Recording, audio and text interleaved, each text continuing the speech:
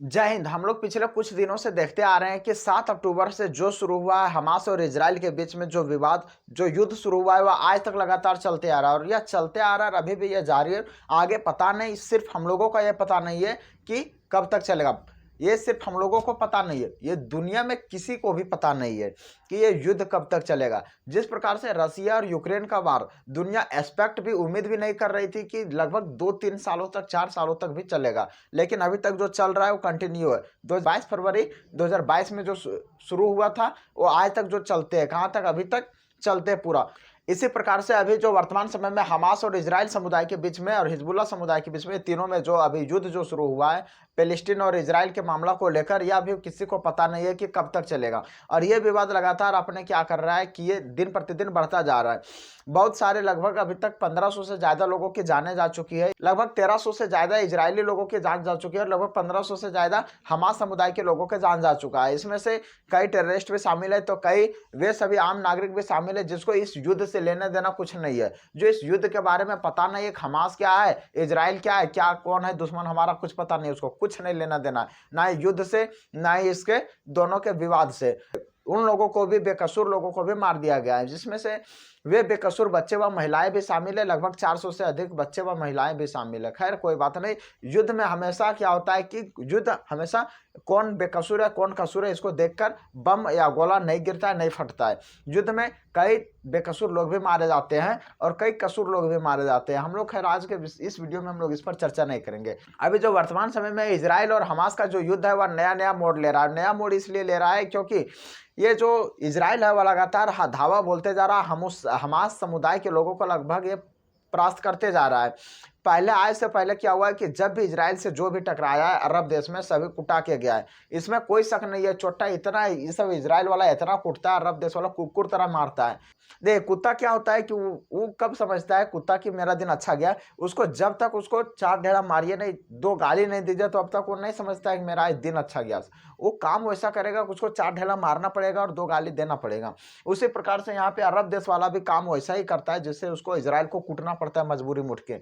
अब ये क्यों कूट रहा है इजराइल? क्योंकि ये हमेशा एक नया प्रकार के विवाद लेकर खड़ा हो जाता है इजराइल के सामने। चोट्टा जब इसको पता है कि हम उससे नहीं जीत पाएंगे, फिर भी ये जाता है लड़ने के लिए, कुटाने के लिए। सिर्फ इजराइल का कहना है कि हम ईरान को 100 साल पीछे रखेंगे।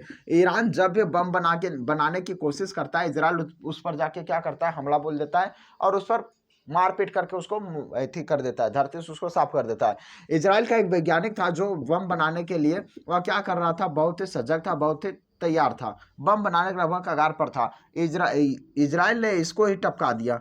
इजराइल बोला चोटा तेरे, तुम यहाँ बम बनाएगा, हम यहाँ तुम्हारा मुंह देखेंगे। इसको ही टपका दिया इजराइल। हमेशा हमेशा ले जाओ, तुम बम बनाते रहो ऊपर में जाके, यमराज को देना बम बना के, यमराज आएंगे इजराइल में यहाँ गिराने के लिए, हमारे यहाँ हम देख लेंगे। इस प्रकार से यहाँ पे इजराइल का जो अभी जो वर्तमान समय में जो युद्ध हो रहा है वह एक नया मोड़ लिया है। मोड़ यह लिया है कि जो हमास समुदाय का जो कमांड था, जो कमांडेंट करता था, जो कंट्रोल करता था, अब उसी को चोटा मार दिया इजराइल। ये इजराइल को इतना मारने में इतना आसान नहीं था उसको, लेकिन ये किस प्रकार से मारा ये हम लोग अब इसको देखते हैं। देखिए यहाँ पे एक अबू मुराद नाम का एक व्यक्ति था। किस नाम का? अबू मुराद नाम का एक व्यक्ति था जो इसका टोटल हमास समुदाय से इसको नियंत्रित करता था, यानी आतंकवादी संगठन का ये हेड था। एयर मामले में, एयरफोर्स के मामले में जितने भी एयरफोर्स आए थे इजराइल में, उसका ये हेड था। इसको सारा को डायरेक्शन वगैरह, निर्देश वगैरह यही देता था कि कहाँ जाना है, आज किसको उड़ाना है, किसको टारगेट करना है। सो अबू मुराद, अब जो इजराइल वाले हैं ये अबू मुराद को टपका दिए। छोटा बोला न रहे बांस न बजेगा बांसुरी। ये इजराइल वाला को भी पता नहीं था कि यहाँ अबू मुराद बैठा हुआ है, सो कमांडेट करने वाला यहाँ से। लेकिन हाँ, इजराइल वाला कितना पता था कि यहाँ से क्या हो रहा है, कि इस वार को नियंत्रित किया जा रहा है, सॉरी, यहाँ पे नियंत्रित किया जा रहा है। इस कंडीशन में देखते हुए इजराइल ने क्या किया कि इसको टपका दिया। वह जिस जगह पे नियंत्रित किया जा रहा था, जिस बिल्डिंग से, उसी बिल्डिंग पर इन्होंने धावा बोल दिया इजराइल। और उस बिल्डिंग में धावा बोलने के पश्चात अबू मुराद की क्या हो गई, मौत हो गई। अबू मुराद के मौत होने के पश्चात इसका जो कमांडेंट करता था एयरफोर्स का, वह कमांडेंट क्या हुआ, भंग हो गया। अब उतना में भंग नहीं होता, इसके बहुत सारा इसका मतलब कि लोग लगे हुए थे, एक के पर एक, स्टेप पर स्टेप इसका लोग लगा होता है, और इस वजह से कंट्रोल अभी भी जारी है। अब यहाँ एयर स्ट्राइक में जो हमास समुदाय का जो मुख्य था वो तो खत्म हो गया। अब इसको जारी किया आईडीएफ के जवानों ने, आईडीएफ के फोर्स ने, आईडीएफ क्या है, Israel defence force, Israel defence force ने इसको जारी किया। 14 अक्टूबर को रात भर हवाई फायरिंग हुआ, यानी हवाई हमला रात भर हुआ और उसी दिन ये मारा गया 14 अक्टूबर के दिन में गाजा पट्टी में। गाजा पट्टी की ओर से नियंत्रण करता था, गाजा पट्टी में इसको साफ कर दिया। बोला चोट्टा ने रहे बांस ने बजे बांसुरी, छोट्टा में तुमको निपटा देते हैं, पूरा उड़ा दिया, धरती साफ कर दिया।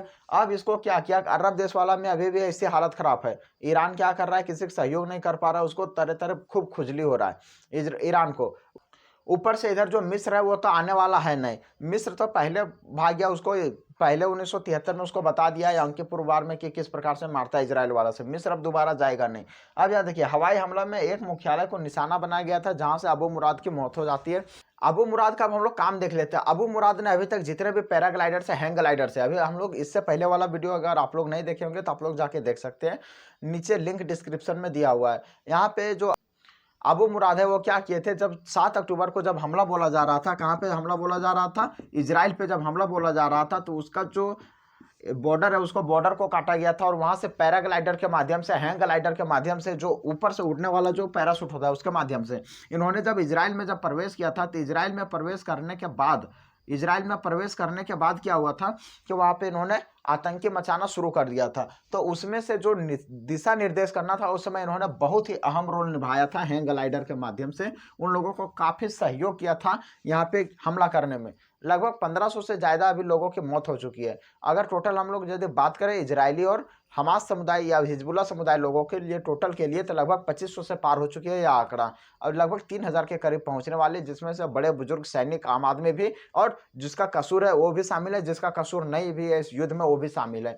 लगभग बहुत तरह के लोग इसमें शामिल है और कई दूसरे देशों से भी जो एक दो इधर उधर जो लोग बिखरे हुए हैं उनको भी अब लोग क्या हो रहा है कि उनकी भी मौत हो चुकी है कुछ देशों की। खैर अभी तक एक भी इंडियन की मौत की ऐसी खबर अभी इस युद्ध में नहीं आई है, 2011 के युद्ध में आई थी। खैर आप लोग इसके बारे में क्या सोचते हो, अपनी राय कमेंट में जरूर देना। मिलते हैं फिर नेक्स्ट वीडियो में, तब तक के लिए धन्यवाद। जय हिंद, वंदे मातरम।